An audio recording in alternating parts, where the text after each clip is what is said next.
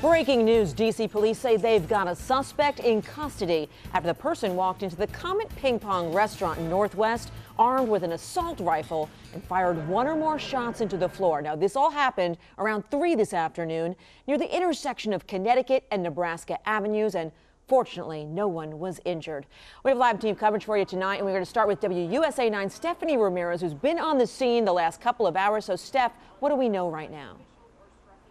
Well, Deborah, police are pretty clear. They believe this is not terrorism related, but the bigger concern for everyone around here is whether this is related to any of the conspiracy theories that have been targeting Comet Ping Pong here. Now, I'll get to that in just a minute, but first, more about the suspect. Police tell us they apprehended a male in his late 20s who walked right into the business with a long gun or assault rifle at around 3 this afternoon. Police also found a handgun and the suspect's vehicle. They tell us the tags are from outside of the DMV.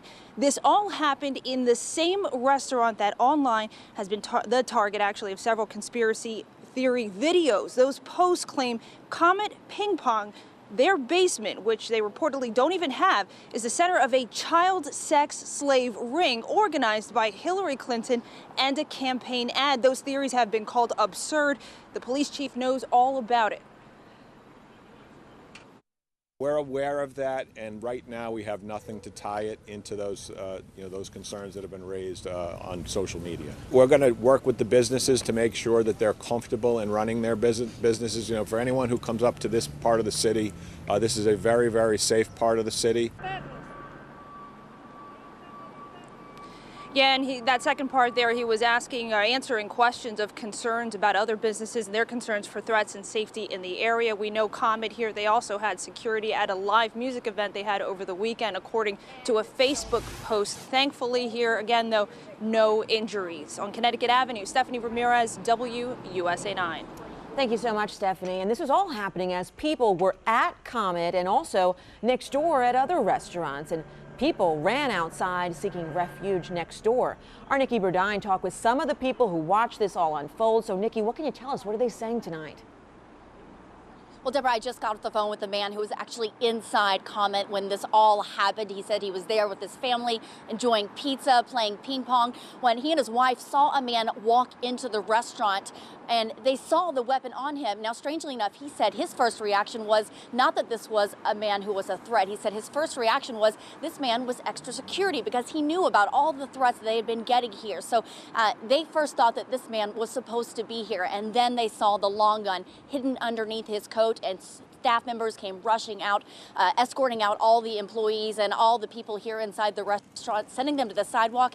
And then many of them ran across the street, hiding out, finding refuge at the Banana Leaf restaurant and the Red Fox coffee shop next door, just trying to figure out what was going on and trying to get to safety. I spoke to a few people who were inside some of those restaurants at the time who watched this all happen. Well, we were at a restaurant right across the street having lunch, and all these people ran in from Comet Pizza, and then a short time later, we saw a man with his hands raised in the air and walked backwards out of Comet, and he was arrested. There was a family who was at Comet who came in and, I guess, had refuge in the restaurant where we were at, and so they had said, like, they hadn't heard anything, but all of the managers from Comet just told them to leave, and so they just came in and they were hiding in there.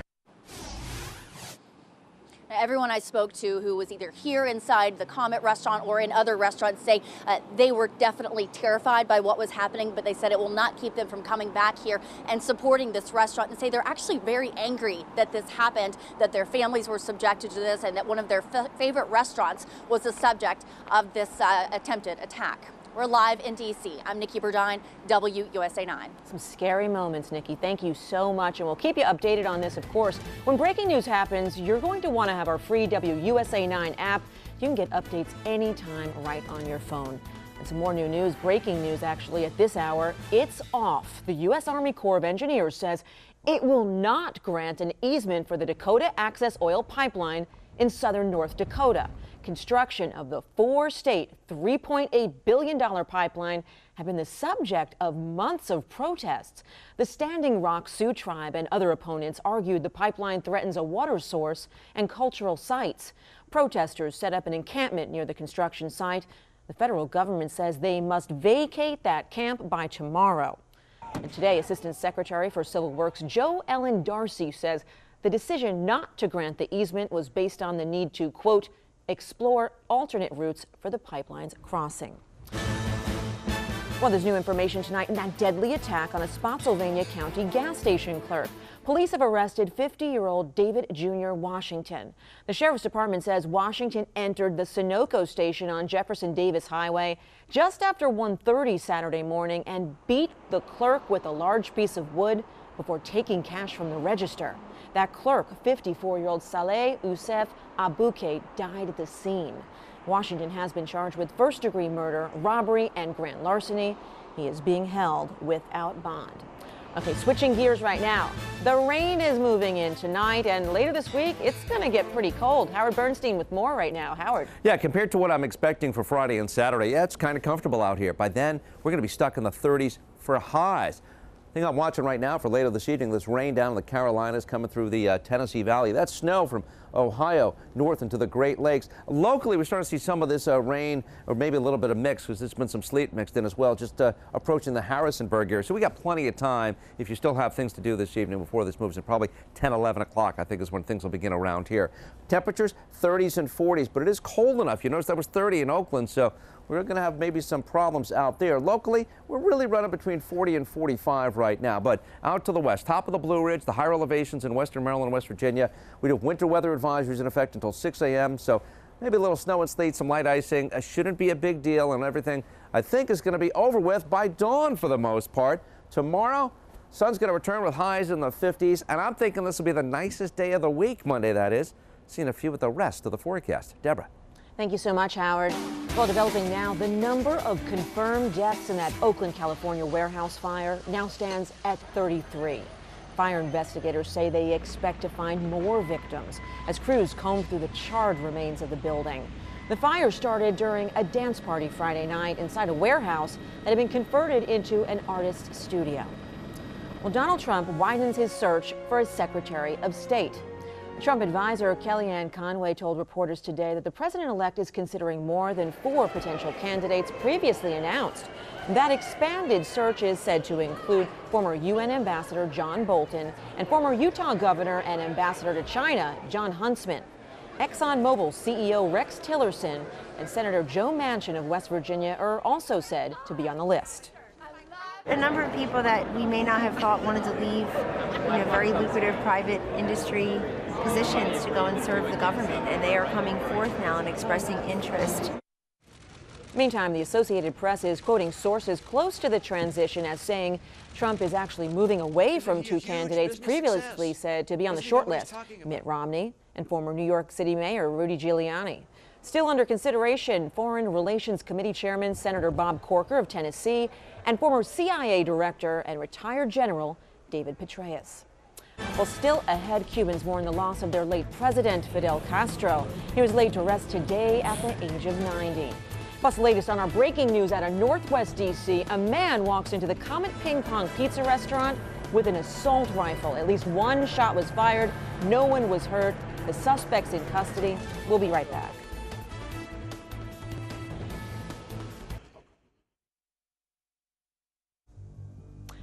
Former Cuban leader Fidel Castro has been laid to rest. Ashes of the 90-year-old Cuban dictator were interred in a cemetery today in Santiago, Cuba. His brother, President Raul Castro, presided over the ceremony of his older brother. Thousands of Cubans lined the funeral procession route to pay their respects to their late leader. Well, they are known as the Kosovo 7, and they're ready for new homes. These dogs were abandoned on the streets of Kosovo, and they made their way to the United States. And guess what? They're all now up for adoption. 2 of these cuties have found their forever homes, and the other 5 were part of a large adoption event sponsored by the Lucky Dog Animal Rescue today and unleashed by Petco on Lee Highway in Arlington. I would like one of those dogs. Well, don't go away. When we come right back, we will tell you when you should expect rain and when you should expect the coldest air of the year. Plus, the latest on all of our breaking news out of Northwest D.C. Why did a suspect armed with an assault rifle walk into a popular pizza joint and fire at least one shot?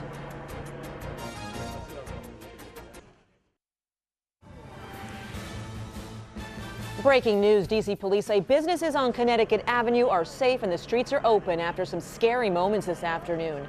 Police say a man in his 20s walked into the Comet Ping Pong in Cleveland Park armed with a loaded assault rifle. He apparently fired at least one shot into the ground. He was taken into custody about 45 minutes later.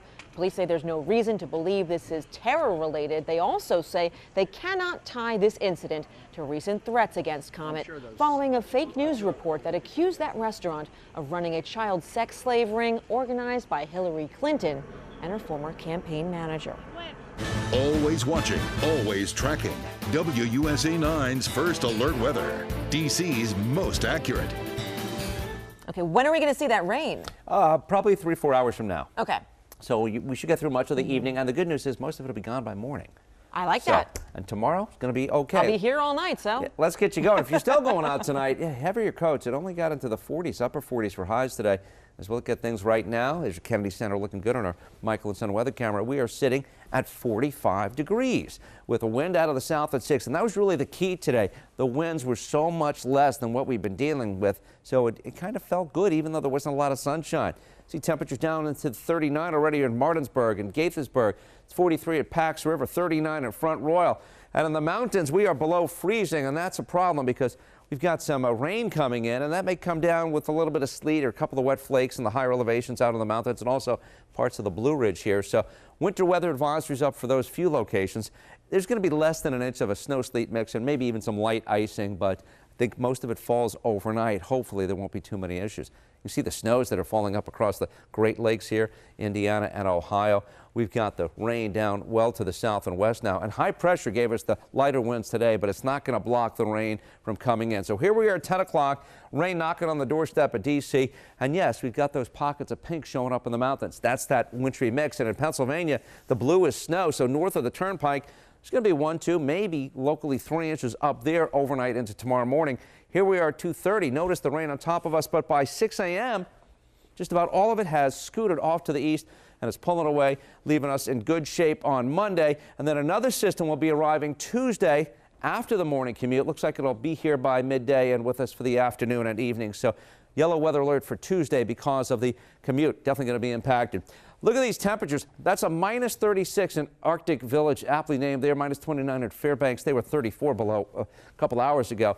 That cold wants to move toward the south and the east and toward western Canada and then into the U.S. as we head in toward Tuesday. It's not going to be 35 below, but a chunk of the Arctic air will modify. It'll come down, and it's going to be arriving here Thursday. So Thursday, while we'll be in the 40s, we could see temperatures dropping and maybe even a rain or snow shower. 35 to 40 tonight, a cold rain developing, that light wintry mix for parts of the Blue Ridge and the western mountains. Tomorrow morning, an early shower east becoming partly sunny in the 40s. In the afternoon, probably the nicest day of the week, 51 to as high as 57 with enough sun under partly to mostly sunny skies. Tuesday, yellow weather alert as the rain will develop by midday, 45. Wednesday, breezy and mild, 54. Thursday, here comes that Arctic front with a rain or snow shower.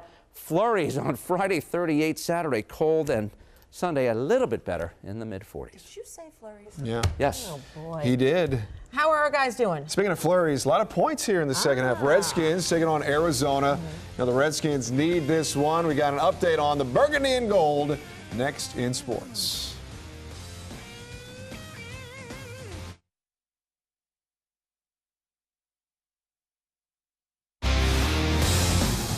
Now, WUSA 9 Game On Sports with Frank Hanrahan. Brought to you by Xfinity. Redskins get a win over the Cardinals today, and they are on the verge of sitting pretty for a playoff berth. But so far, it is a bit of a struggle on the road for the 6-4-1 Redskins, facing a sub-500 Cardinals team. But right now, game of the third quarter, and the Skins behind Kirk Cousins, leading Arizona 2017. Cousins a touchdown throw. He did have a run as well, but a costly fumble that set up a Cardinals touchdown. Skins also having trouble containing the run, but right now Skins lead the Cards 2017 as they start the fourth quarter. Baltimore had a great start to the season, then a big lull, and now trying to catch fire again and close out the season the right way and get back to the playoffs. Taking on the Dolphins earlier this afternoon in B. Moore. First drive of the game, Terrence West, touchdown reception from Joe Flacco.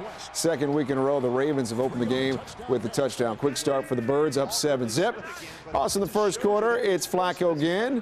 Time finding Dennis Pitta. Touchdown, first touchdown of the season for Pitta, the off-injured tight end. First in 17 games. Yeah, Joe is pumped. 14-zip Baltimore fourth quarter. Again, Flacco back to throw. Rashad Perryman, and he is the man off to the races. 53-yard catch and touchdown run. Ravens win easily over Miami, 38-6. College hoops at Verizon Center this afternoon, part of the BB&T Classic. Georgetown down 19-12 to Elon. First half, Jagon Mosley steals. Trey Campbell off to L.J. Peak to pull within 5. Georgetown ties it up at the break. They would never relinquish this, avoiding the upset. Ronnie Pryor led all scorers with 23. Georgetown wins 77-74. Late game, GW back-to-back games facing Florida State. New coach for the Colonials, Maurice Joseph, looking on early going. Good entry pass to freshman Kevin Marfo for the deuce. But FSU with their tallest player in school history. Look how tall he is. Bryce Kumaje, 7'4" for the dunk. That goes in easily for him. Bad turnovers by GW leads to a bucket here from not Kevin, but Dwayne Bacon. 6 degrees of separation. FSU rolls 67-48. Always some controversy when it comes to a tournament selection, especially if there are just 4 slots available. And such is the case for college football as they announce the Final 4 to play in the tournament. So here's your top seed: Alabama, number 1. Clemson, number 2, Ohio State, 3, Washington, 4. So Bama will face Washington in one semifinal. The other will be Clemson versus Ohio State. Of course, there's some teams, 5, 6, 7, that are unhappy. Now, Maryland football's goal was to get to a bowl game, and they do with a 6-6 record. Terps will face Boston College in the Quick Lane Bowl in Detroit on December 26th. First-year coach DJ Durkin said, returning to the postseason is a big step in the upward trend of our program. All right, Navy had that tough loss yesterday in their conference tournament. They're headed to the Armed Forces Bowl to face Louisiana Tech December 23rd in Fort Worth, Texas. Now, Navy still has one more game. Yeah, the big game next week, taking on Army. There are superstitions in sports, and then there is this from a TV weatherman in Cleveland who will apparently not shave until the Browns win. Well, Cleveland, they have not won. They are 0-12. His name is Scott Sable. He made that commitment as part of the early season when the Browns were struggling. You know, he did a little, tomfoolery on air saying, hey, I won't shave until they win. Well, they're now 0-12, but there is an asterisk. He says he'll shave at the end of the season. Good now, luck what with all can that. we... Not a great-looking beard, if I No, may it's say kind of so. going out rather than down. But what can we do to get Howard to make a similar type of bet? What would you not shave for? There's plenty of things I would not shave. You stand for I'd a lot have of to think things. about that, though. You know, if I said, You know what? Tweet us your suggestions. Yes, tweet us your Please. suggestions. Facebook But I us. reserve the right to at least trim it and keep it somewhat. Oh, that's good. I Just don't a know little about bit that. trimmed. I don't know. Yes. We'll have to vote on that. Hey, weather-wise, we've got some rain moving in later this evening, probably not till 10, 11 o'clock. But the good news is most of it should be out of here by morning. So tomorrow's going to be okay. In fact, I think tomorrow's the nicest day of the week at 56. Tuesday, though, early in the morning, we should get off okay with the commute. But by middle of the day, rain moves in, a raw day, 45, and then saw how cold it was end of the week. Temps back in the 30s. Absolutely. Hey, we're going to keep you updated on that breaking news. If you don't have our app, definitely download our free WUSA 9 app. We will see you back here at 11, and thank you so much for joining us. Good night. Could be the Nats.